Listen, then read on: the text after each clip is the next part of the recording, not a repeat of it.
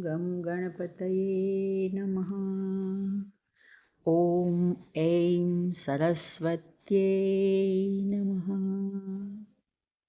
विदुर नीति के अंतर्गत प्रथम अध्याय के 123 श्लोक तक हमने स्वाध्याय किया है।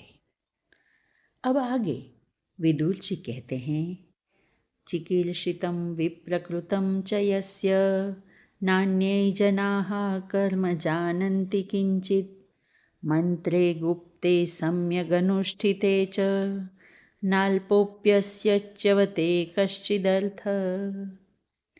जिस व्यक्ति की इच्छा के अनुकूल और प्रतिकूल कार्यों का पता पहले से दूसरों को नहीं लग पाता, वह कार्य पूर्ण हो जाने के बाद ही दूसरे लोग जान पाते हैं, ऐसे व्यक्ति का काम कभी नहीं बिगड़ता।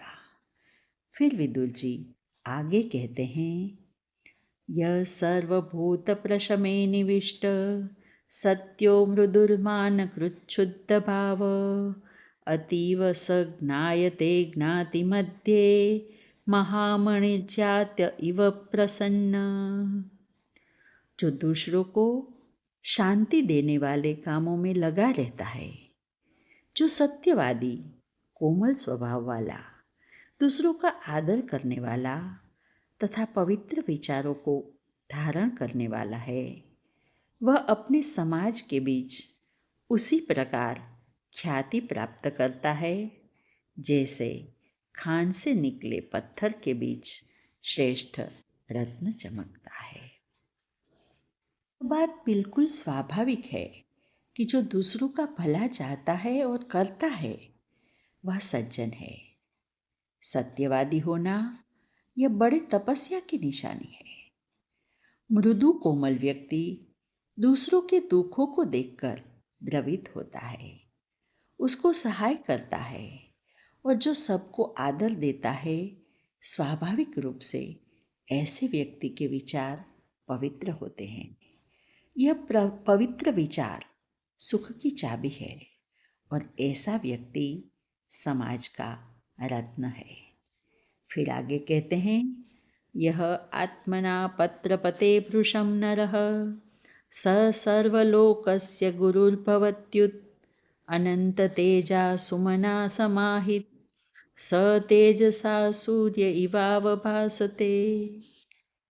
जो दूसरों के द्वारा बताए जाने से पहले स्वयं अपनी भूल को जान लेता है और अपने आप को लज्जित महसूस करता है, वह संसार का गुरु बन जाता है।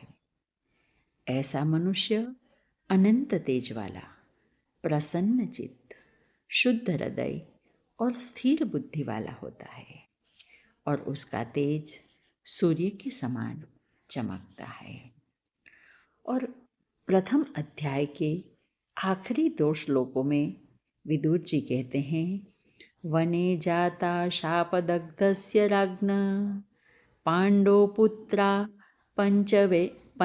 पंचेन्द्रकल्पा त्वयैव बाला वर्धिता शिक्षिताश्च तवादेशं पालयन्त्याम्बिकेय प्रदायेषामूचितं तात राज्यं सुखी पुत्रे सहितो मोदमान न देवानां नापि च मानुषाणां भविष्यसि त्वं तर्कणीयो नरेंद्र।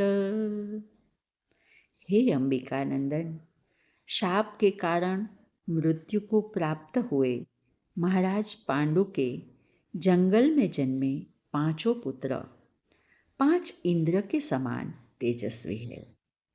उनका पालन पोषण आपने ही किया है तथा उनकी शिक्षा की भी व्यवस्था आपने की है। वे सदा आपके आदेश का पालन करते हैं।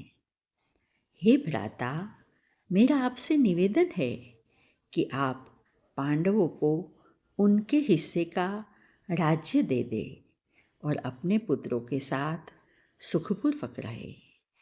ऐसा करने पर देवताओं या मनुष्यों में कोई भी आप पर उंगली नहीं उठा पाएगा। आज बस इतना ही। हरि ओम।